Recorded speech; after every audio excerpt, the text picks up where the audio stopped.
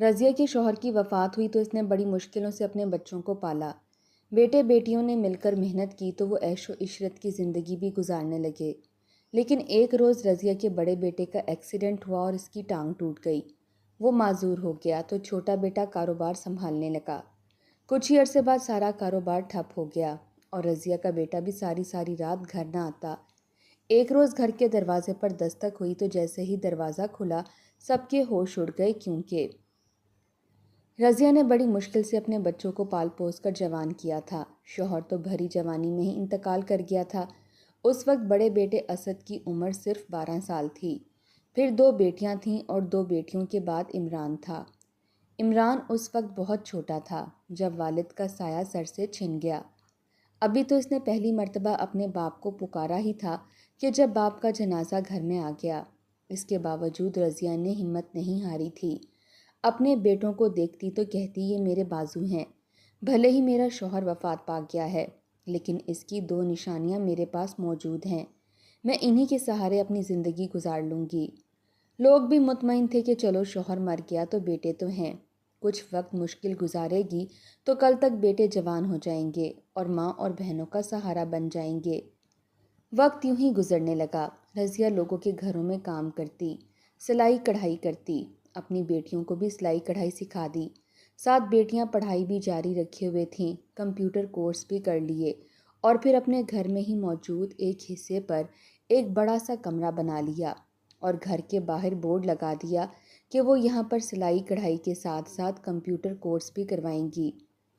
گاؤں میں جب بچیوں کو یہ سہولت ملنے لگی تو ساری بچیاں رضیہ کی بیٹیوں کے پاس ہنر سیکھنے کے لیے آنے لگیں۔ ان کا گزارا اچھا خاصا ہونے لگا تھا۔ بڑا بیٹا بھی پڑھ لکھ کر فیکٹری میں کام کرنے لگا تھا۔ پیسوں کی ریل پیل آنے لگی تو ان پیسوں سے بہن بھائیوں نے مل کر کچھ دکانیں خریدیں اور اسے کرائے پر چڑھا دیا۔ جیسے جیسے وقت گزرا وہ دکانیں اور جگہ مہنگی ہوتی گئی اور مہنگے ہونے کے ساتھ ساتھ وہاں پر کام کرنے والے لوگوں نے کرایہ بھی جگہ کے مول کے مطابق دینا شروع کر دیا تھا۔ رضیہ تو خوش تھی، کہنے لگی مجھے تو اللہ تعالیٰ نے 2 نہیں بلکہ 4 بیٹے عطا کیے ہیں۔ چاروں بہن بھائیوں میں بہت اتفاق تھا اور رضیہ بھی اپنے بچوں پر جان چھڑکتی تھی۔ کچھ عرصہ یوں ہی گزر گیا اور پھر ایک روز اسد جب فیکٹری سے گھر واپس آ رہا تھا تو راستے میں اس کا ایکسیڈنٹ ہو گیا۔ گاڑی الٹ چکی تھی، اس کی ٹانگ گاڑی کے نیچے آ گئی۔ اس وقت وہ درد کی جس کیفیت میں تھا صرف وہی جانتا تھا۔ اس کی یہ تکلیف اس نے آج سے پہلے برداشت نہیں کی تھی جتنی وہ اب کر رہا تھا۔ گاڑی کاٹ کر اس کی ٹانگ نکالنا پڑی لیکن تب تک اس کی ٹانگ بالکل جدا ہو چکی تھی۔ ڈاکٹروں نے علاج کر کے اسد کی جان تو بچا لی لیکن یوں جان بچاتے بچاتے اس کی ٹانگ ہمیشہ کے لیے ضائع ہو چکی تھی۔ فیکٹری کے مالک نے کچھ پیسے اس کے ہاتھ پر رکھ دیے۔ اب وہ کسی کام کے قابل نہیں رہا تھا۔ اسد کے علاج پر اچھا خاصا خرچہ آیا تھا لیکن یہی آزمائش تھی۔ انہوں نے کتنے سال عیش و عشرت سے گزارے تھے لیکن اب شاید وقت بدلنے والا تھا۔ اس کی بیوی تو رو رو کر ہلکان ہو چکی تھی۔ شادی کو ابھی صرف 1.5 سال ہی تو ہوا تھا۔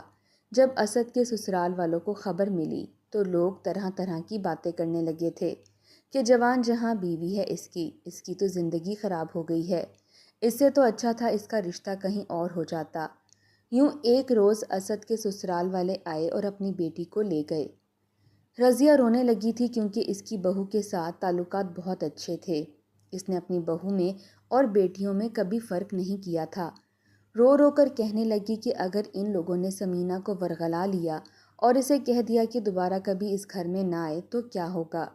یہ دیکھ کر اسد نے گہری سانس خارج کی کہ ماں سے بولا کہ اماں فکر مت کرو، وہ میری بیوی ہے، میں اسے اچھے طریقے سے جانتا ہوں، اگر وہ واقعی میری وفادار ہے تو کبھی بھی مجھ سے الگ نہیں ہوگی۔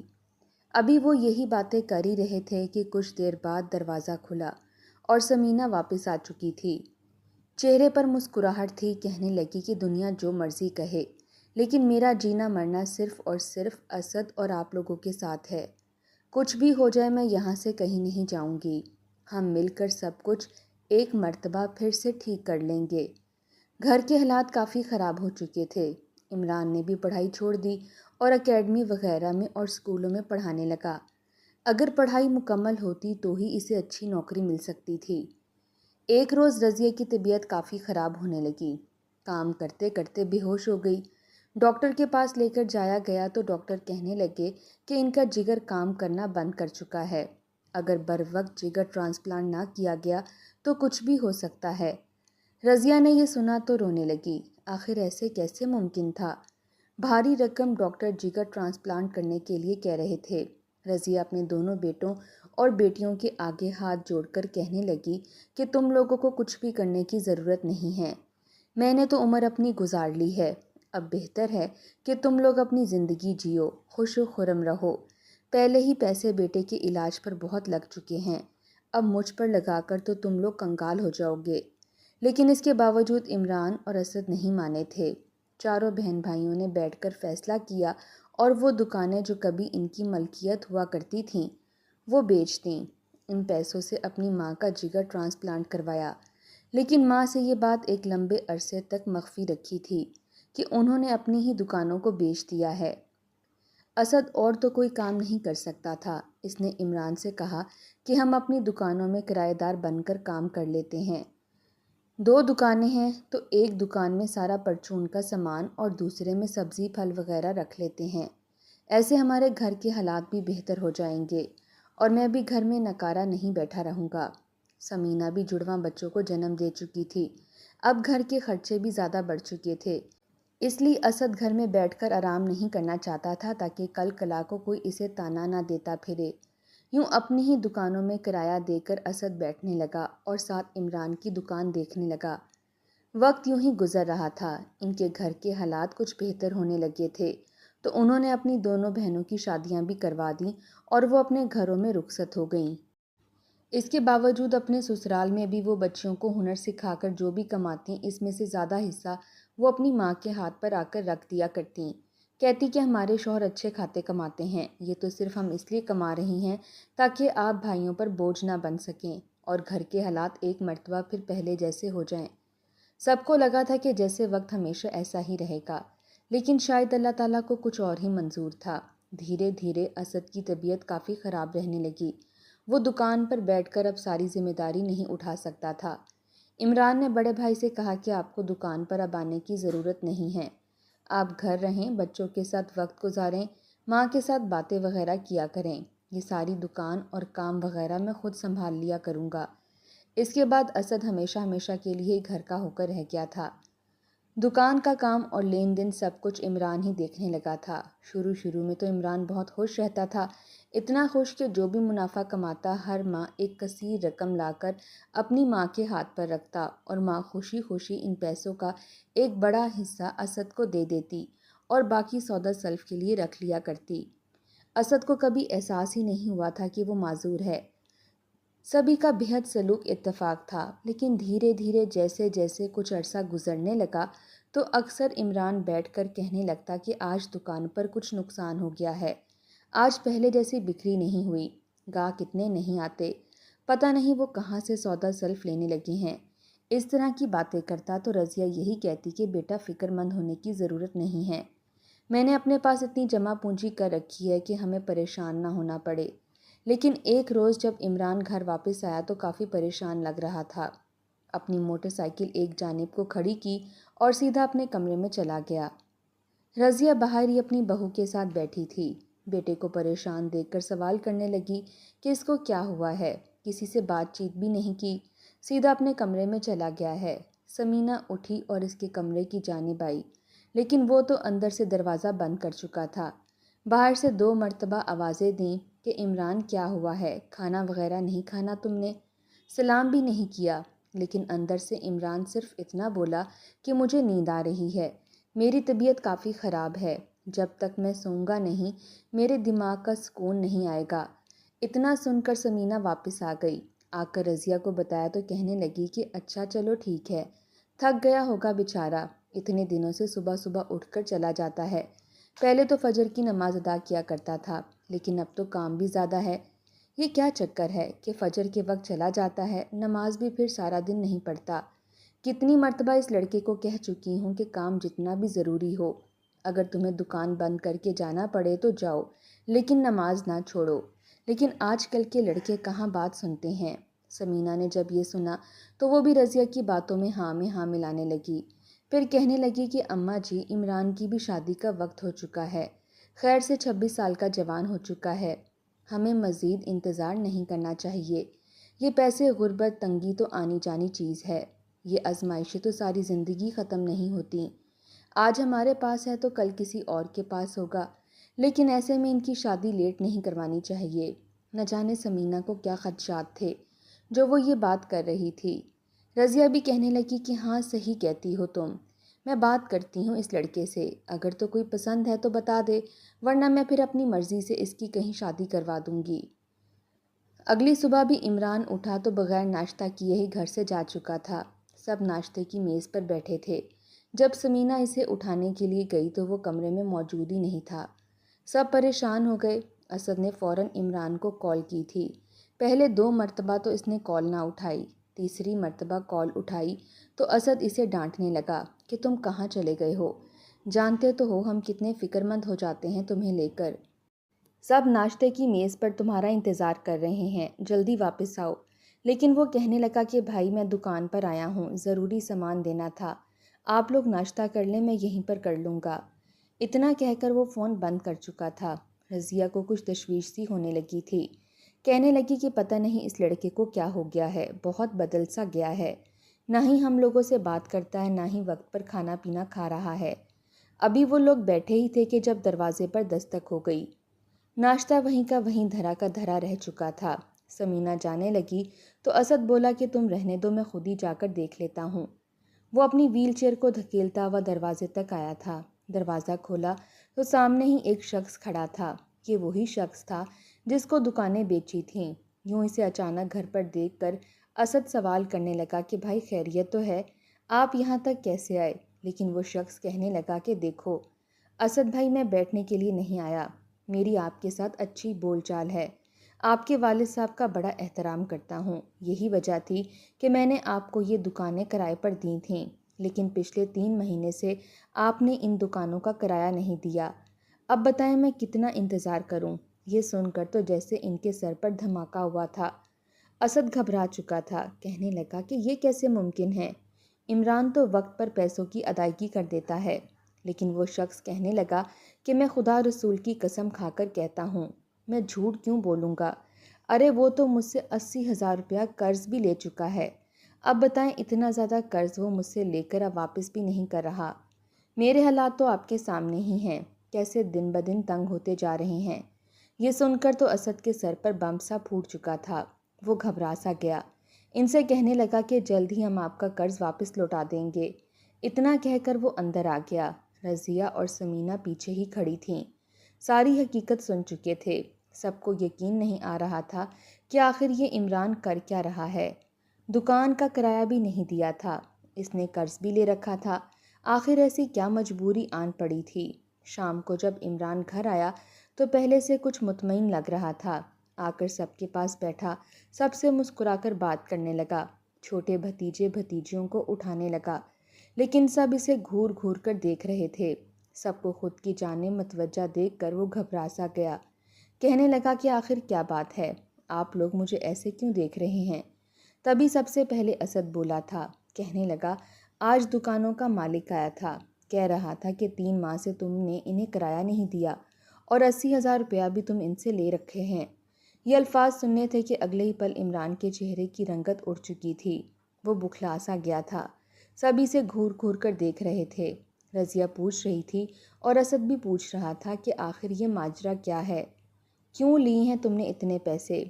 ہمیں کیوں نہیں بتایا؟ اب چپ کیوں ہو؟ بولتے کیوں نہیں ہو؟ سب کی باتیں سن کر عمران سر جھکا چکا تھا، گھبراتے ہوئے کہنے لگا کہ بس مجھے کچھ پیسوں کی ضرورت تھی، اس لیے میں نے یہ پیسے لیے، میں پیسے واپس بھی کر دوں گا۔ بس جب امی کا جگر ٹرانسپلانٹ ہوا تھا تب کچھ پیسے باقی بچ گئے تھے، وہی اتار رہا تھا۔ یہ سن کر رضیہ رونے لگی، کہنے لگی کہ بیٹا میں نے کہا جو تھا کہ ضرورت نہیں ہے مجھ پر پیسے لگانے کی، اب دیکھو تم لوگ میری وجہ سے کیسے قرضے میں آ چکے ہو۔ اسد خاموش ہو چکا تھا، کہیں نہ کہیں اسے عمران پر شک ہو چکا تھا، کیونکہ وہ جانتا تھا سارے پیسے تو اس نے خود ہی ادا کر دیے تھے، آخر پھر یہ کون سے قرضوں کی بات کر رہا تھا؟ اس وقت تو وہ اپنی ماں اور بیوی کو پریشانی نہیں دینا چاہتا تھا، اس لیے اس نے فی الحال بات کو رفع دفع کرنا چاہا۔ لیکن اگلے روز جب عمران گھر سے نکلا تو سمینہ اور اسد بھی اس کے پیچھے ہی گاڑی میں بیٹھ کر جا چکے تھے۔ دکان پر تو وہ گیا ہی نہیں تھا۔ آس پاس دکانداروں کا تو کہنا تھا کہ یہ پچھلے کئی ہفتوں سے دکان پر آ ہی نہیں رہا۔ دکان پر تو سودا سلفی نہیں ہے، اگر ہوگا تو ہی کچھ بکے گا نا، خالی دکانوں سے لوگ کہاں کچھ چیزیں خرید کر جائیں گے۔ بہرحال یہ بات اسد کو کافی اندر ہی اندر تک پریشان کر چکی تھی کہ عمران آخر کرنا کیا چاہتا ہے اور کر کیا رہا ہے، وہ سب کی آنکھوں میں دھول کیسے جھونک سکتا ہے۔ کچھ ہی دیر بعد جب وہ دونوں میاں بیوی ایک ٹیکسی میں بیٹھ کر گھر آ رہے تھے تو سمینہ کی نظر ایک پرانی عمارت میں پڑی جہاں پر اکثر علاقے کے اوباش لوگ بیٹھا کرتے تھے۔ انہی لوگوں میں سے یوں محسوس ہوا جیسے عمران بھی بیٹھا ہوا ہے۔ اس نے اس وقت ٹیکسی رکوا دی اور پھر اسد کو اس جانب اشارہ کیا۔ دونوں کچھ دیر تو ان لوگوں کو دیکھتے رہے کہ تبھی عمران نے اپنا رخ بدلا اور اٹھ کر وہاں سے جانے لگا۔ تبھی اسد اور سمینہ کی نظر اس پر پڑ چکی تھی۔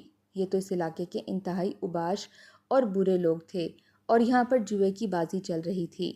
حقیقت دیکھنے کے بعد وہ دونوں میاں بیوی گھر آ چکے تھے۔ رضیہ کو بھی حقیقت سے آگاہ کر چکے تھے کہ ان کا لاڈلا کیا کر رہا ہے۔ شام کو جب عمران گھر واپس آیا بہت خوش دکھائی دے رہا تھا۔ کہنے لگا کہ دیکھیں بھائی، جن لوگوں سے میں نے قرضہ لیا تھا انہیں واپس کر دیا ہے، ابھی کے لیے پورے 50,000 روپیہ ہے، آپ اسے گھر کا خرچ چلائیں، باقی بھی اللہ مالک ہے، اللہ تعالیٰ ہمیں اور عطا کرے گا۔ لیکن اتنا سننا تھا کہ اگلے ہی پل رضیہ نے ایک زناٹے دار تھپڑ بیٹے کے منہ پر دے مارا۔ پھر کہنے لگی یہ حرام کے پیسے تم مجھے دو گے، حرام کے پیسوں سے تم چاہتے ہو کہ ہم اپنا گھر چلائیں، تمہیں ایک مرتبہ بھی شرم نہیں آئی، اپنے مرحوم باپ کی عزت کا خیال نہیں آیا کہ وہ کس قدر قبر میں تڑپا ہوگا۔ اگر کوئی ہمارے جاننے والا تمہیں وہاں پر جوئے کی بازی لگاتے ہوئے دیکھ لیتا تو ہماری تو زندگی اور عزت مٹی میں مل کر رہ جاتی۔ عمران اپنا راز کھلتا دیکھ کر گھبرا چکا تھا۔ جب ماں سے تھپڑ کھائے تو سر جھکا کر بیٹھ گیا، رونے لگا، پھر کہنے لگا کہ میں مجبور ہو گیا تھا، دکان پر کوئی گاہک آتا ہی نہیں تھا، ہماری دکان کے سامنے بھی کچھ دکان کھل چکی تھی اور سبھی لوگ انہی سے ہی خریداری کرنے لگے تھے۔